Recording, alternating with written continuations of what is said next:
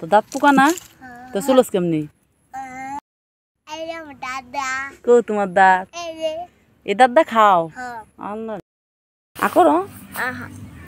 হা করো আই যার মুখে খাইছে আই হাই দুইটা খাইছে দুইটা আমার মা দাঁত দিয়া ব্যথা করে অনেক হ্যাঁ তুমি না কালকে ডাক্তার দেখে ওষুধ আনছো কি লিগা ভালো ওষুধ আনছো